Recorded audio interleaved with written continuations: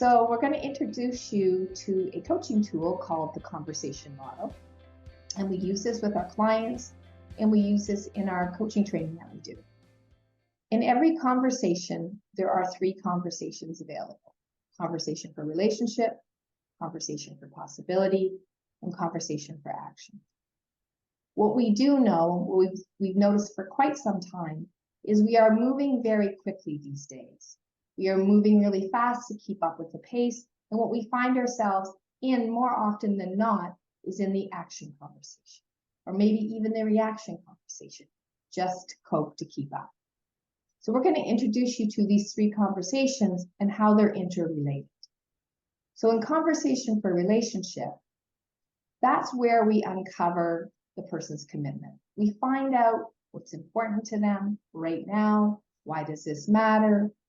What are they trying to make happen? And what success would look like? And what that does is that gives them clarity and focus. So once they have that, we move down into possibilities. In conversation for possibilities, we're doing 2 things.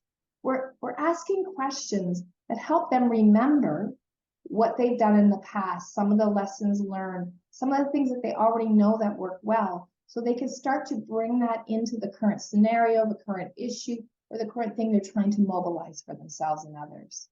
So they have some stuff already there.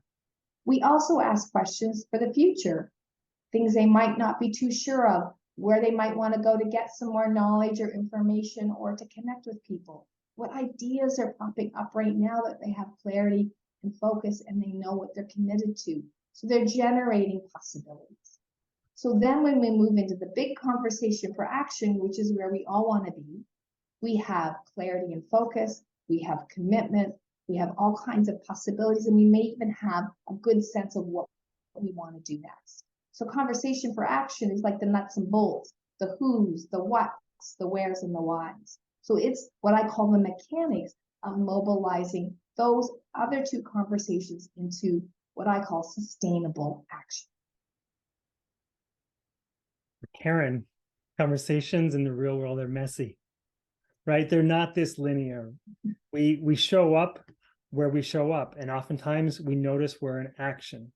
And that's why we've added these words called resistance, these arrows of resistance, to identify and indicate when you're not getting the results you're looking for, or you find you're stuck in a conversation. It's an invitation to go back a conversation or 2 to find what's missing, whether it's that conversation for relationship where that why hasn't been mined out yet, or the possibilities where you haven't investigated enough as far as what's innovative or possible. It's just an invitation to go back and to find out what's been missing. And what I would say is resistance is normal, Ian, especially when we're trying to break through and really do some different ways and fast and different approaches. So we're moving, this model is kind of a framework what we have behind as we're listening and engaging with each other. And we move from action-reaction mode, which is really where we've been for a long time, into this place where we can slow things down, engaging all 3 conversations. And in the end, the shift is we're actually moving faster. Because as Ian pointed out, it's messy, and we get a lot of stuff out of the way so we can move forward. So that's our conversation model.